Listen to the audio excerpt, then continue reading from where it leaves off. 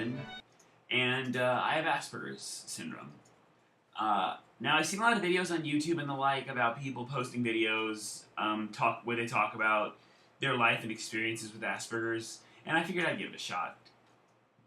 Now, I suppose explaining what Asperger's is would be a great way to start it off.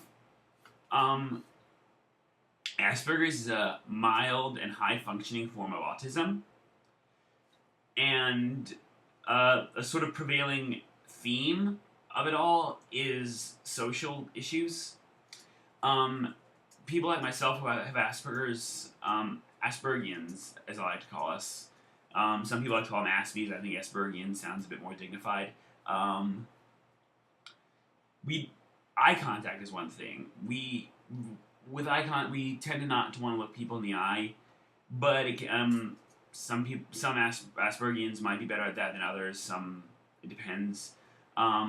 Body language is another thing, and social cues in general might come across different to us. Another thing is ritual. We like to have the same thing. We like to have the same thing in the same way again and again. We like to have a firm schedule in place. And when that schedule is broken, we don't really like it. But again, if you have a plan in place and someone breaks and it's broken for one reason or another, I don't think many people would like that. So in that aspect, I think we're kind of like normal people.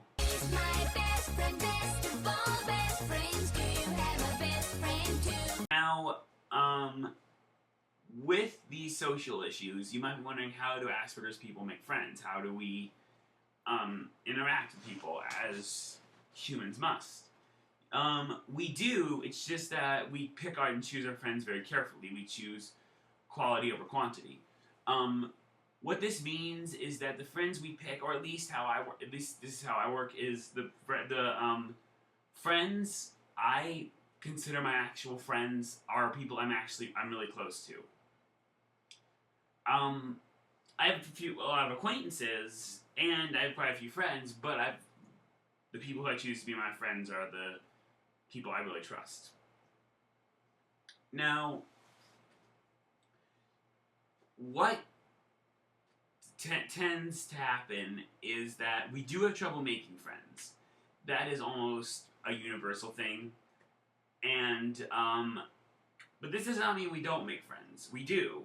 But as I said, we choose quality over quantity. And if you want to be if you don't have Asperger's and you want to be friends with someone who has Asperger's, my advice is to take the initiative. So sort of be the leader. Be like, okay, hey dude, you want to go hang out at the mall or go to a movie or something? Don't force though. Don't like, hey, come on, dude, let's go. We're going to the movies. Let's go. Because we, like most people, don't like to be forced. So once again, we are kind of like average people in that regard.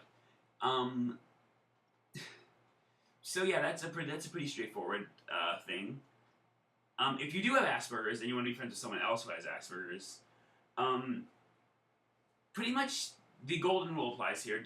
Sort of treat others the way you want to be treated, or rather, what even better, don't do something to someone else that you wouldn't want done to yourself. We are now going to talk about my favorite aspect of Asperger's, the superpowers. Yeah, now that doesn't mean we can like fly through the air or heat vision or lasers and Hulk smash, boom, Avengers time.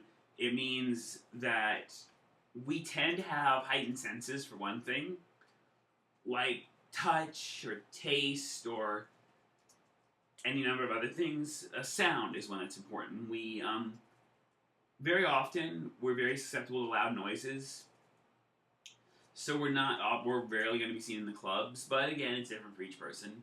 Another thing is that in certain areas we are excelling, like with school. There's a lot of stories of like 10-year-olds who can tell you anything you need to know and more about the American Civil War, or about trains, for example, or mechanics, or any other amount of things. And of course, we can use that in later life. We can imagine we will be exceptionally skilled in that one area, but in others might not be so much. But again, we can still work in those areas, just not as well as we would in the other areas.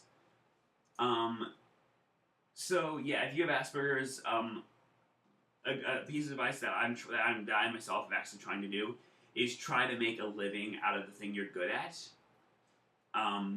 Because obviously that's what you want. That's what you're good at.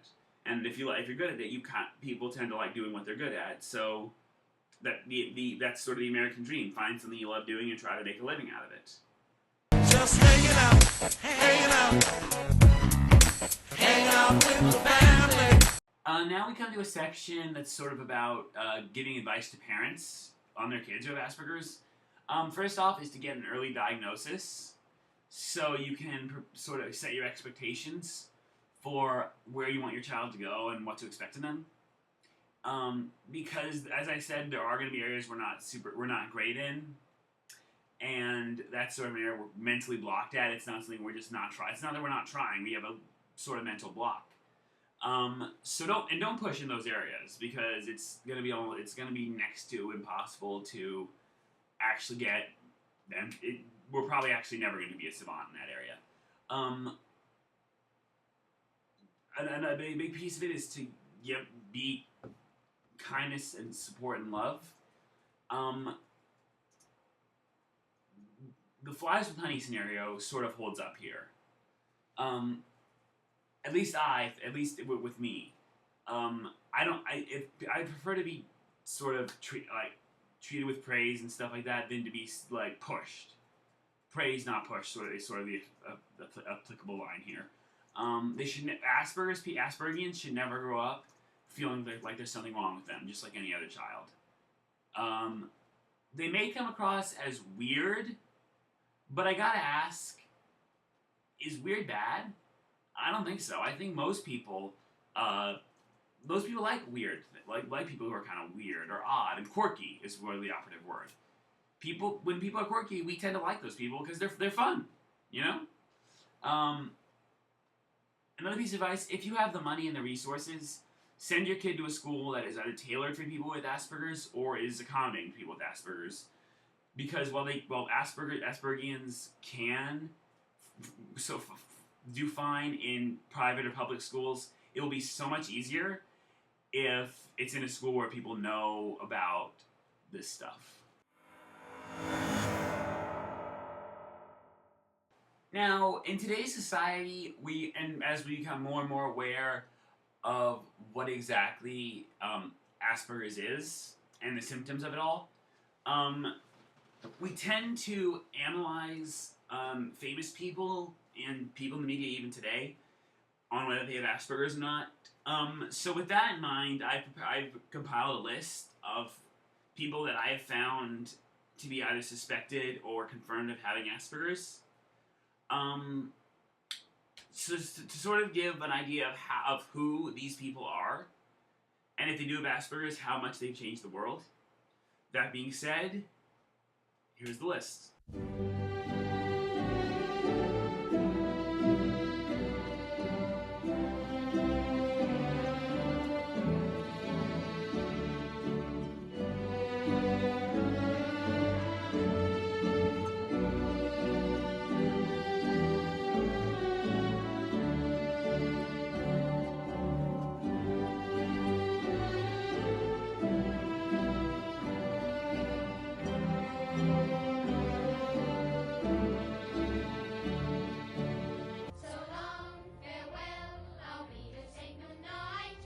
So, in conclusion, I hope this has been able to help people.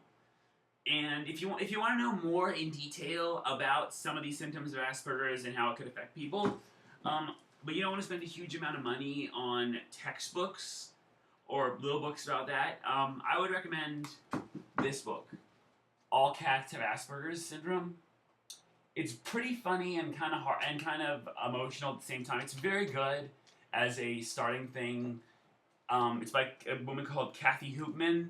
I will put a link in the description below telling you where you can get it. With that being said, I hope this has been able to help people. Subscribe, comment, rate. I will probably have more videos about Asperger's and the like coming out over the summer. That being said, Andrew Levin, signing off.